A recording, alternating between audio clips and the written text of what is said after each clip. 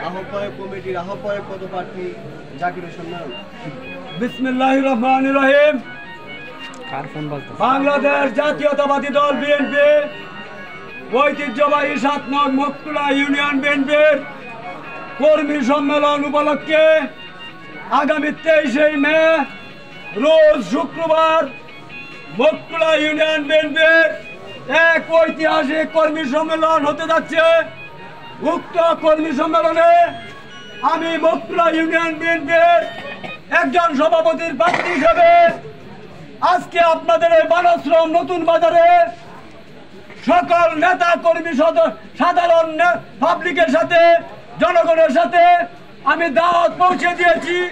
সকলকে আমি ঈশ্বরগঞ্জ উপজেলা বিএনপির সংগ্রামী আহ্বায়ক, ঈশ্বরগঞ্জের জননন্দিত নেতা জননেতা ইঞ্জিনিয়ার লুৎফুল্লাহ মাজেদ বাবু এর পক্ষে সকলকে সালাম জানিয়েছি।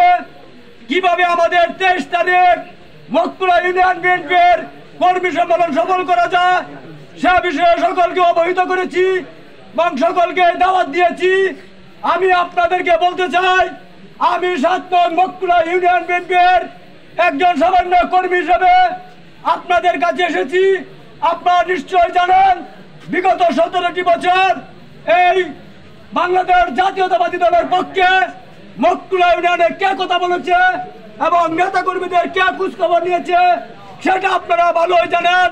আমার সাথে যারা প্রার্থী হয়েছেন সকলেই বাংলাদেশ জাতীয়তাবাদী দলের আদর্শে লালন করে সকলেই মকতুলা ইউনিয়ন বিএনপির সভাপতি হওয়ার মতো যোগ্যতা রাখে। কিন্তু আমার প্রশ্ন হচ্ছে, বিগত 111-এর পর থেকে ফখরুদ্দিন মঈনুদ্দিনের পর থেকে 2024 সালের 5 আগস্ট পর্যন্ত যারা প্রার্থী হয়েছিল তারা এই দলের অসময়ে কোথায় ছিল, কোথায় সেই দলের আদর্শ লালন করেছিল সেটা আপনারা জানেন।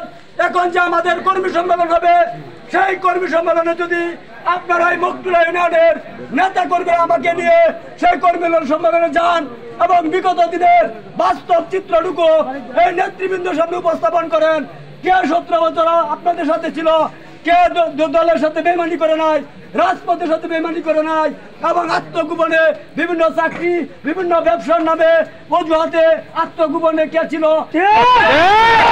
উপস্থাপন করেন জেলা এবং থানা নেতৃবৃন্দের কাছে।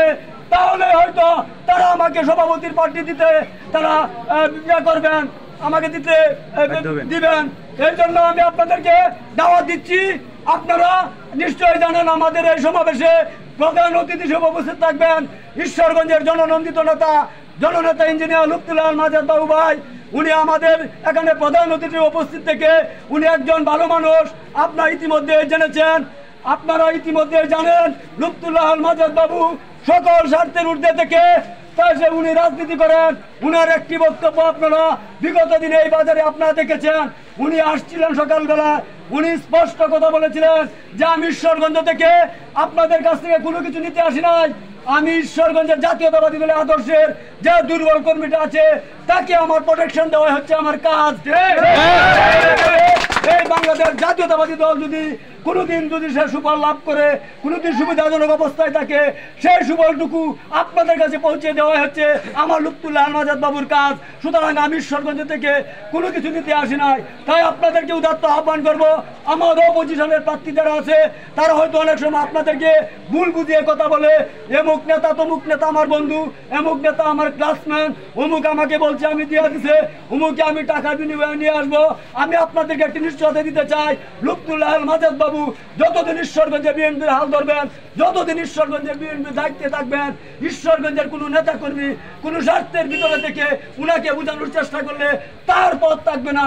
সে নিজে মাঠে থেকে তদন্ত করে সরজমিনে আপনাদের আমাদের কাছে তদন্ত করে সে কে সঠিক লোক, সে সঠিক নেতৃত্ব সেটা দেখে উনি পথ দিবেন।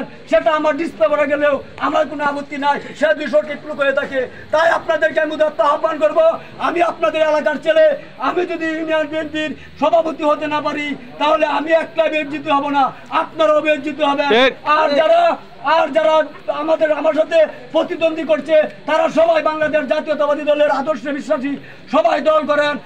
তাদের পাশে যারা যায়, তাদের পক্ষে যারা কথা বলেন, তারাও আমাদের দলের লোক। তবে দুঃখজনক হলো সত্য, আমার এলাকার কোনো লোক যদি বাইরের লোকের সাথে যায়, আমার কোনো আপত্তি নাই। তখন বাইরের লোক যখন আমাকে প্রশ্ন করে যে আপনার এলাকার লোক এমুক এলাকার লোকদের সাথে গেছে, তখন আমারও লজ্জা হয়, আমার এলাকার বাসীরও লজ্জা হয়।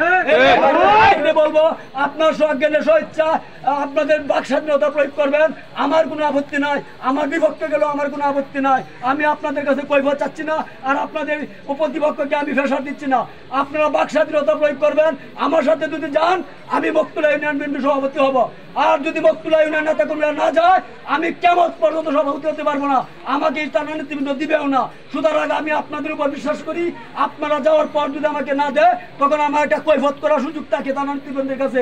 ইউনিয়ন বিএনপি আমাকে চায়, আপনি দিলেন না কেন? আর যদি আপনারা না যান, এরপরেও যদি আমাকে পদ দেয় টানা নেতৃবৃন্দ, সেই পদ আমি ইনশাল্লাহ নিব না। আপনাদেরকে কথা দিচ্ছি, আপনারা যাওয়ার পরে যদি আপনার রায় দেন আমার পক্ষে, তাহলে সেই পদ দিলে সেই পদটা আপনাদেরকে নিয়ে মকতুলা ইউনিয়ন একটা সুসংগঠিত সংগঠন করব, এবং মকতুলা ইউনিয়ন বিএনপির প্রত্যেকটা নেতা কর্মীর আমার কাছে জবাব দিই, আমাদের কাছে জবাব দেওয়ার মতো সুযোগ থাকবে। আমরা তাদের কাছে জবাব দিতে করব, এরকম একটা সংগঠন করব।